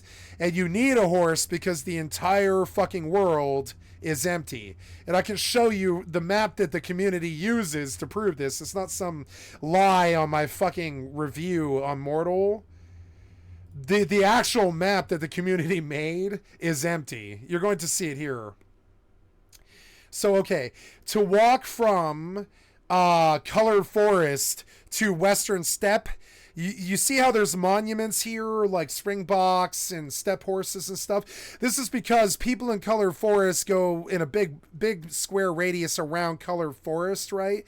This is not because you can just go from Tindrum, which is up here north, out here to the center of the map. You can get there in like an hour if you walk for an hour, but you will see literally nothing. For the hour that you walk to here, you will see nothing because the core gameplay loop is based around building a clan shack around a major city, which is why all these dots are scattered here, and doing all of your PvP in this major area. So in reality, you might spend the first 2 years of your life in this, like playing Mortal in this square, and there's this false illusion that this whole thing is open to you or that you can do everything. Yeah, if you have $1,000 to drop on Mortal, tomorrow you could be one of the better players on the server and able to do everything because your alt makes your gear, your other alt makes your weapon because you can't have both, your other alt makes your does your horse taming because your main would never have horse taming, or you can't compete with the sweaty, thirsty assholes who have been doing this for 20 years and actually engage in a 1v1 or even a 200v200 and expect to win any single fight unless you spec'd perfectly, you didn't splash your points into fucking horse taming or any of that other shit. You're buying all of your horses off the market and all you do is combat, right? And if you're thinking, oh, I'm going to kill stuff, and yeah, if you only roll combat. And if you only roll combat, you're not riding on a horse unless you kill enough things to buy a horse, because if you splash points into taming on combat, which is what most of the idiots do, when you get in a PvP engagement, somebody like me is going to walk all over you. I'm going to kill you in 5 hits. Because I didn't specialize in taming. I mean, I specialize in... Sorry, I'm gonna kill you because I splashed exactly 50-50 combat spears and 50-50 like that. So if that kind of gameplay appeals to you, you might like Mortal. But the problem is you cannot do it all on one character. You can't. You literally hit this block where you're like, I have to buy my spear. I've hit the block. I have to buy my spear from the auction house. I cannot make that spear unless I make my character so fucking weak because I splash points into crafting, right? See, EVE Online won't do that to you. You can learn all the skills in EVE Online to their completion, right? All the good games that do this will let you finish the completion. I would say a better game to suggest to you would be what I always tell all of my friends who come in my channel who think that these games might be good. Go play Project Gorgon, which is a really good game. They just don't have any money, right? And if you're actually looking to get lost in a main game that's an indie title, Project Gorgon does everything that Mortal 2 does, but far better. Everything Mortal 2 does. Except for the combat is tab target combat like World of Warcraft, but even then you can change the game so much that you can play it like a New World swinging game where every swing feels like you're actually pressing a button to swing a weapon, you know. If you want to get lost in a game that like an indie game, my suggestion is what I always say is Project Gorgon, who actually have the pedigree, who are not making a scam game, that have not made an empty game, that actually have done like things and actually have made a game. Don't fall for the scam unless you're so autistic that you need an experience that's so far from the triple anus that you're willing to be financially brutalized, PvP brutalized, ostracized, treated badly, bullied, robbed, and given a game that's completely empty.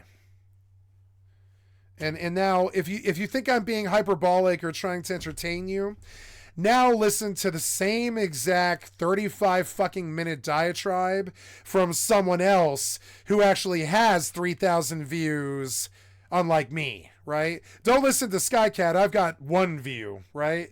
Listen to somebody with 3,300 views who will say the exact same fucking thing. And we're going to listen to this now, and I will go play Fortnite Lego. Well, it's finally that time for me to review Mortal Online 2.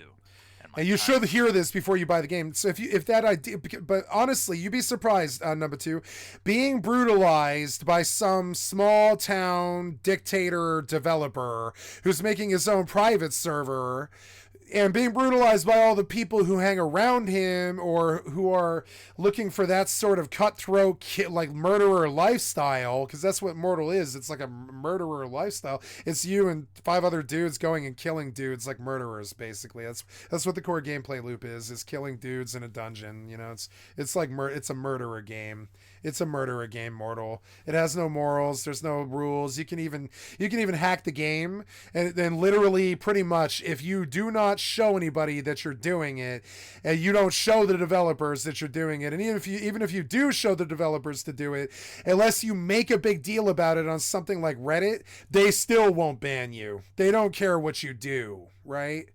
So, and that's something else that, like, so that is the most freedom that I can think of in a video game.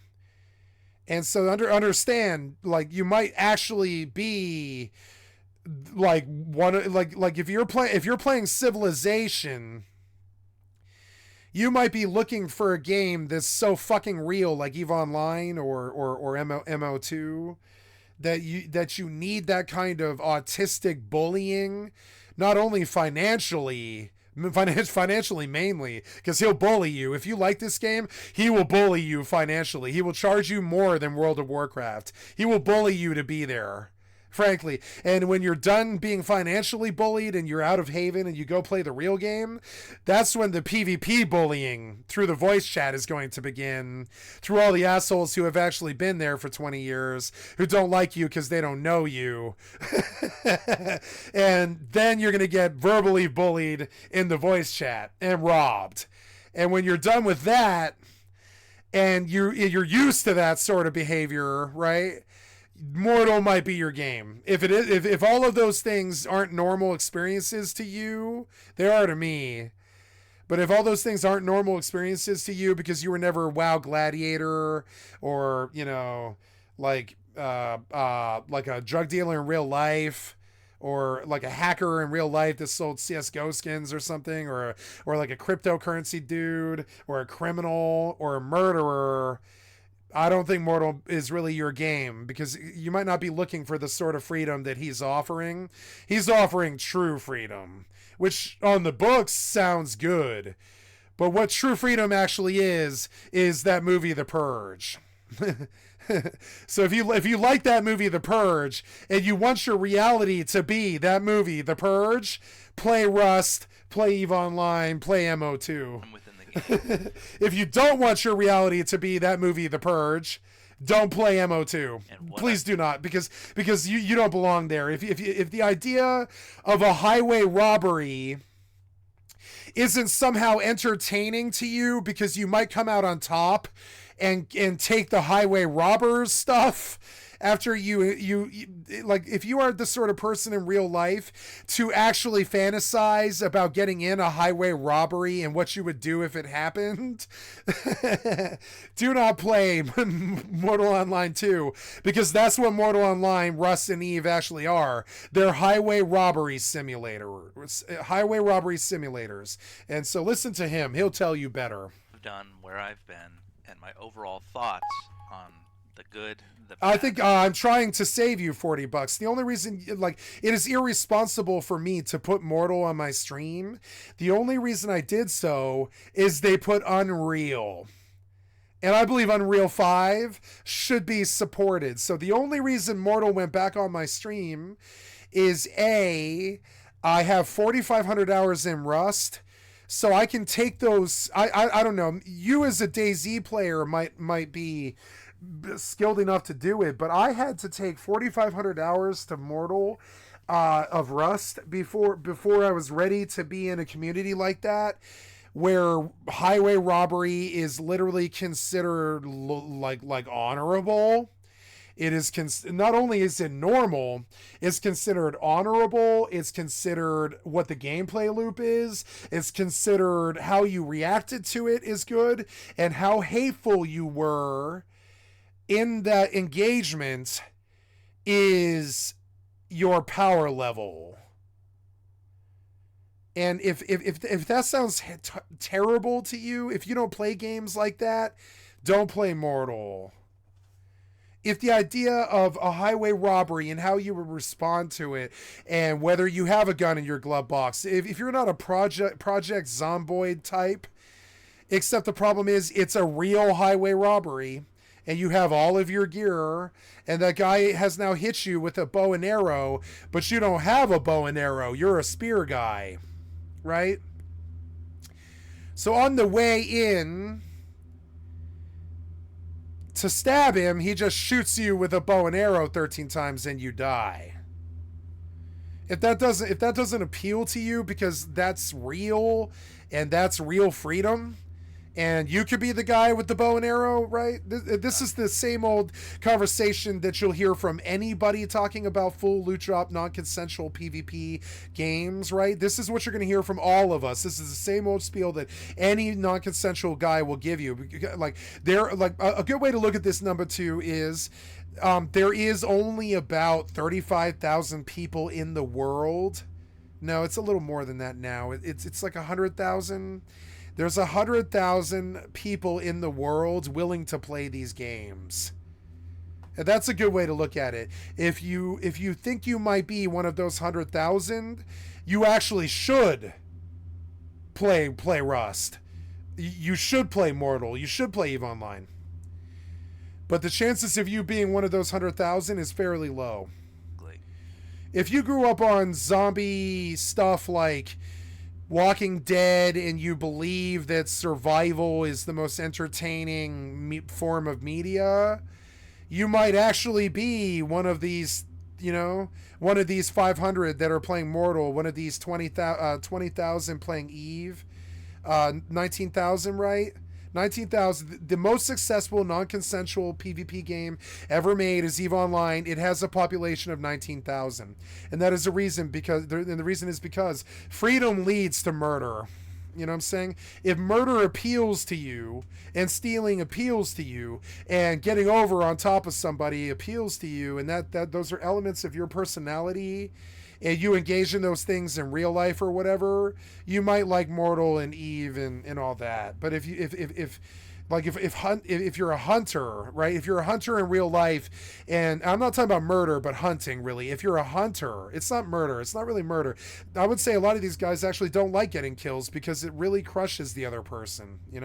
It's not murder what you're there for. It's the joy of the hunt, right? And there's only like 4 places you can get that. And this is one of them.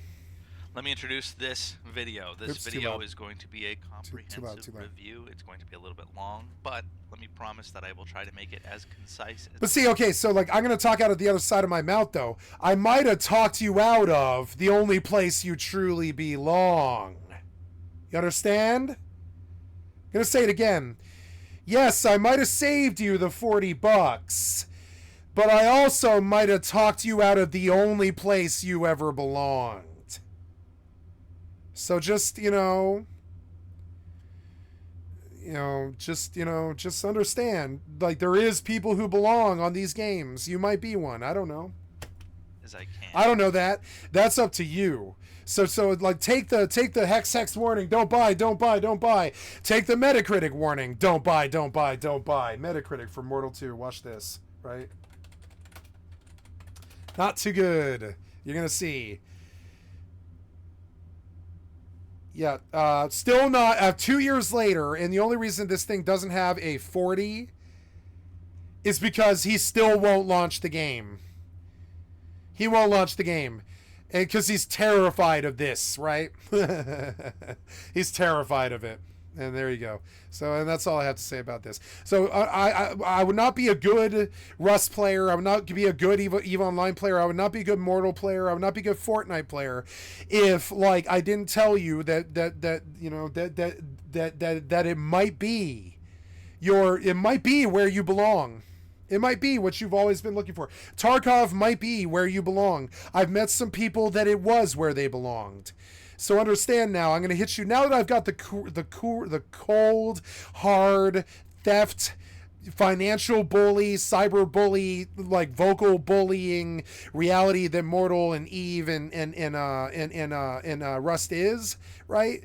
I can now try to sell you the more positive side to it, which is that you might be one of the people who belongs there, right? So, and then that's like, I've been trying for months to try to say something positive about it. There's the positive thing. There is a positive side to it. You might be one of the people who deserves the torture.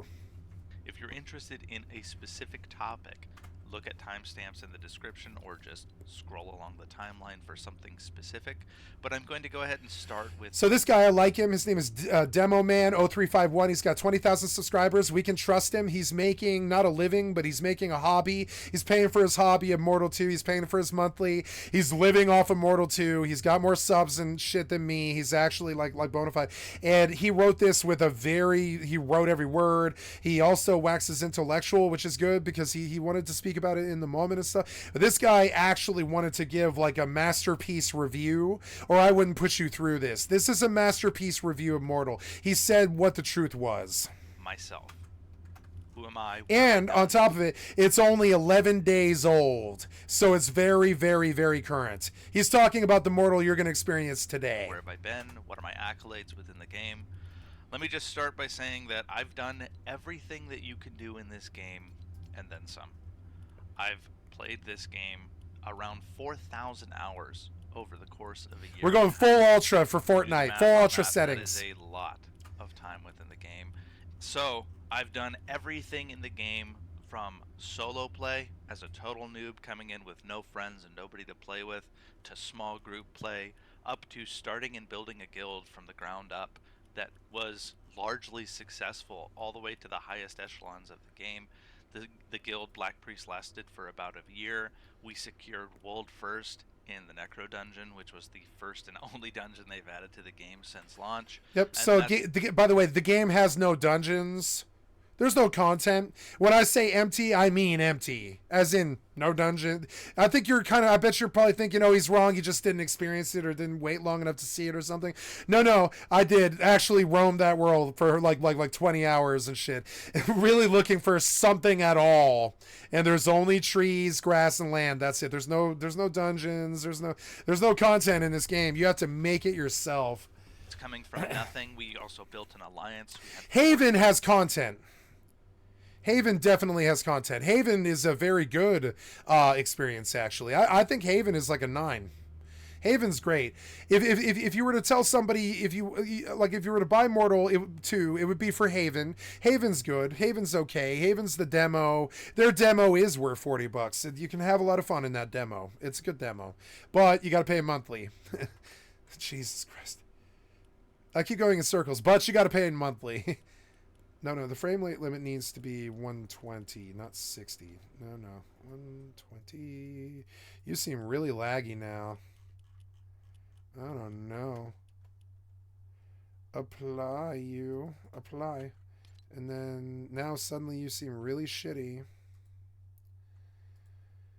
This wasn't it, was it? I shouldn't have turned all those graphics up. That's okay. Well. Are you lagging? No, I'm not lagging. I turned the settings to ultra on Fortnite. I just said I was. I turned the settings on Fortnite to ultra. Yeah, I'm lagging because I went ultra settings. Yeah. Virtual shadows are on Epic. I don't think so. We're gonna just drop this down now. Yeah, that was not working.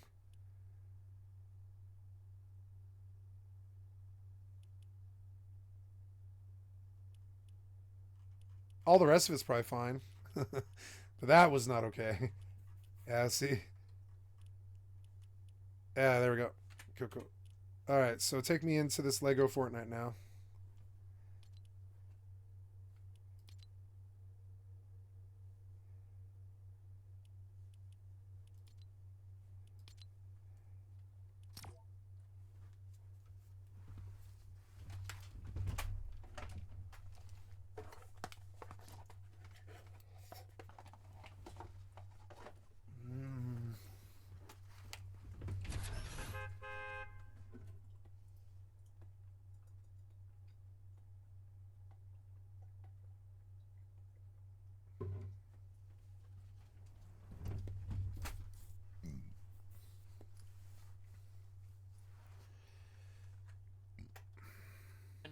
and you choose what you want to craft, and then you have to place it down, and you have to make sure you've got enough resources. And I found that this way of doing things was really weird, because when you go to build a house, for example, you have to build all of the walls, supports, furniture, and everything separately. And if you don't have a particular resource for one little thing, because you essentially have to do it in an order, the game gives you an order you have to craft it in. And if you run out of resource for one little thing, then you have to go around, collect more resources, and finish it off. So it's different to Minecraft in that respect, because the game essentially builds the item for you. You just have to choose where Rendering. to place it. And that's for sort of building and crafting. There are all sorts here. You've got pickaxes, Wow. axes, swords, shields, bow and arrows. No guns in this mode from what I've seen so far. And then obviously you've got resources. So you've got like raspberries, pumpkins. You can even set up farming similar to Minecraft, where you get like a patch of soil, you put seeds in it and obviously grow them. And it's just a really cool mode. I've got to be honest, this really took me off guard. And again, this is why I'm making this video, because I think a lot of... I purposefully saved my solo dungeon run till the very end of my time because I knew I would die and had no appetite for... There's quite a lot here, much verticality within this world. That combined with the traversal options, which include climbing, double jumping, hook, and gliding. So cool. And that whole enshrouded mechanic in these lowland areas. I mean, I have really found that exploration in this game has been quite enjoyable. They've got a really nice core foundation of systems and features that make for a satisfying adventure feel. Every time you it looks so good. And you're going out to do stuff, there's always something new to see and discover. All sorts of nooks and crannies for you to explore. January 24th. I can't wait. Also, I am going full blown Enshrouded, like full time. I might main Enshrouded. I think it's gonna be great. It's the game that actually managed to do all of it, I think. So what now? I'm gonna play Fortnite. Yeah.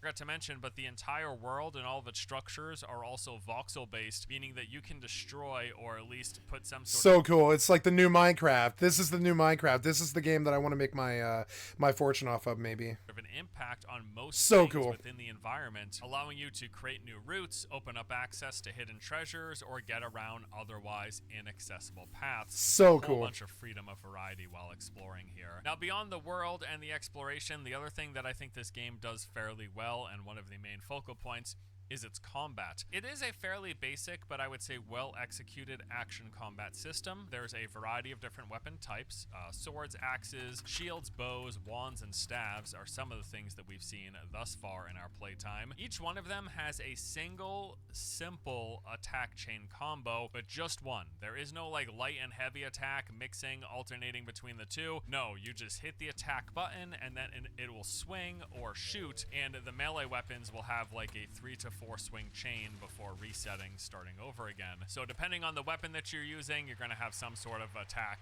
but it's just a single attack. There's also, in the beginning at least, no conditional attack variety, as in you don't start out with the ability to counterattack, to backstab, no jumping attacks or rolling attacks either. Now, as you play and progress the story, you will unlock skill points, which you will spend in a skill tree that does unlock these very things. But honestly, I don't really love how they do this. I do feel like all of the contextual and positional attacks should just be like a part of the core combat foundation, and that they should use this skill tree for more interesting variety, modifiers, and specializations. Like, I don't think we should have to unlock jump attacks or backstabs or counterattacks. I feel like that should just be a part of the base combat system, especially given that like these elements are seen in pretty much any other action combat game nowadays right from the jump. Blocking these behind skill tree progression, way to go. I feel like they should use the skill tree for the more exciting and interesting stuff, like they have changing your dodge into a blink or adding a zoom whenever you're aiming with bows. That's the sort of thing I'd like to see. They could expand upon this, maybe like a berserker rage for melee focused characters, adding new skills like rain of arrows. There's all sorts of potential that they could do with the skill tree rather than gating traditional action combat mechanics. Make the base combat fleshed out with the jump attacks, with the counter attacks, with the backstabs,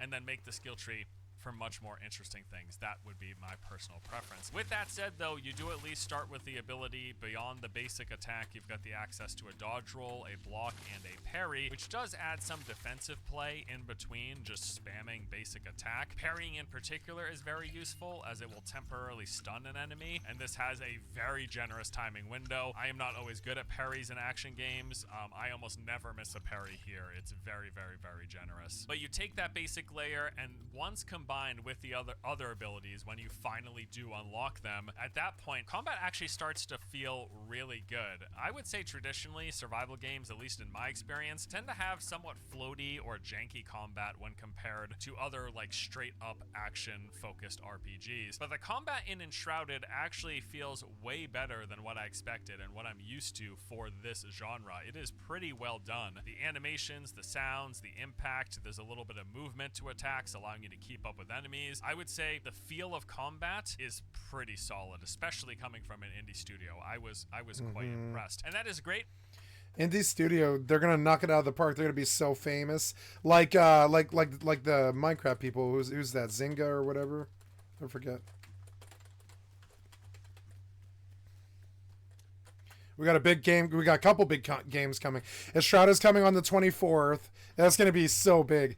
And then Season of Discovery is also the 24th, I think, too, which is kind of funny. And which will raise the level cap. We got a lot of really big, good stuff coming. This looks frankly beautiful. This is one of the most beautiful games I've ever played. I'm just like soaking in the clouds and stuff even. Wow. It seems like it's rendering longer, like the longer I'm doing this, the better. Maybe I can get frame rate though. Let's see. TSR high, TSR epic, temporal super resolution recommended, dynamic 3D, virtual shadows can be turned down, the global illumination I want higher, and the reflections could be turned down to off. Or well, I don't know. Reflections could be screen space, yeah. And view distance is good. Textures, effects, post processing, hardware ray tracing is what's eating my frames, I believe. So we'll drop that, and we'll apply. Oh yeah, there it is. I was like, can I get frames? Oh my god, it's beautiful. Look at how beautiful this game is. Wow, look at that sunset. Do I beat the tree with corn or what? Or just my fists? 0. Oh, wood. It doesn't have any music? Oh, I probably have it turned off. Let's see if it has music.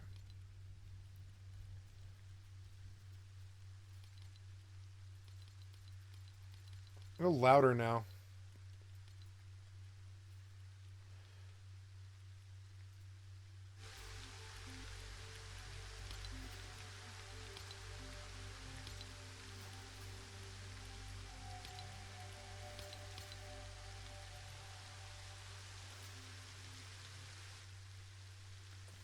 Oh, wow.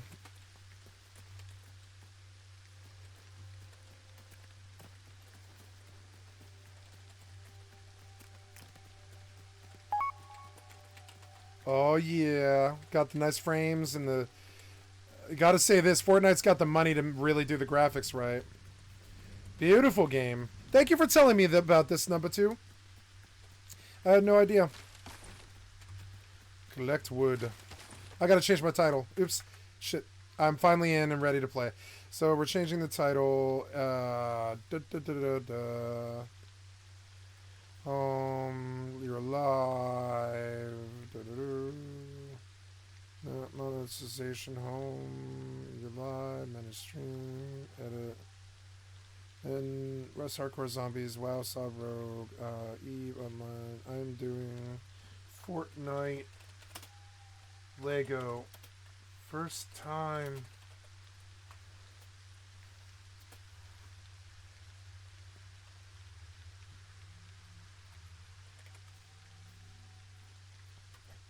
Fortnite. Done.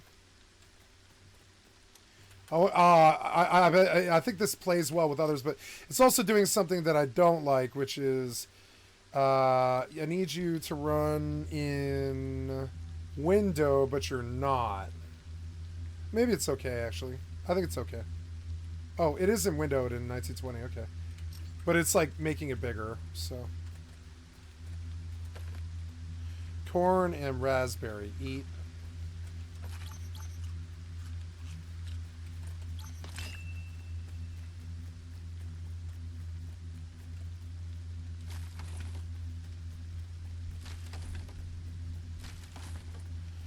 Can I zoom my camera? I guess not. There's no inventory? Okay. I am cold. Oh, I can't move as fast. Oh no. You have a torch. Oh, my character's shaking.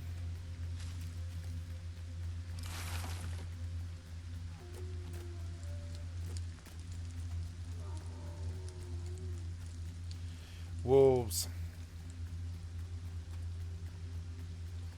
Wolves in the night. Wolves in the night, yo.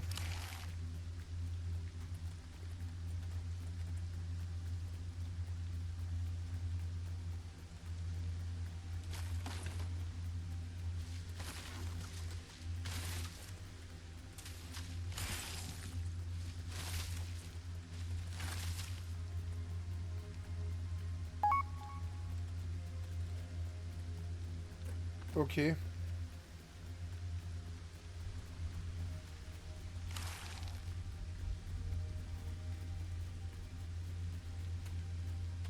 Vines.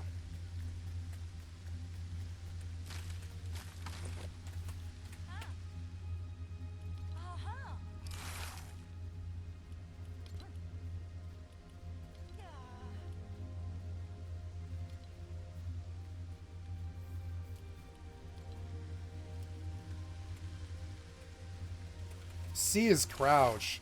That's not right. See, you're doing like weird settings.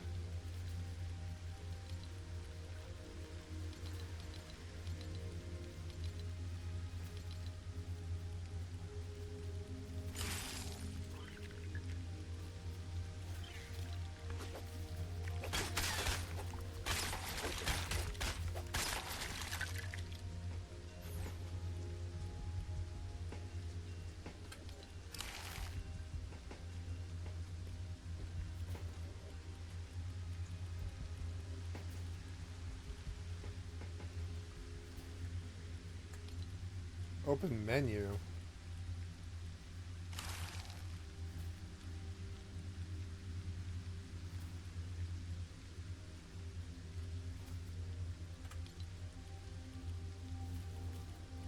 Why are you putting me way down bottom at the end of the list?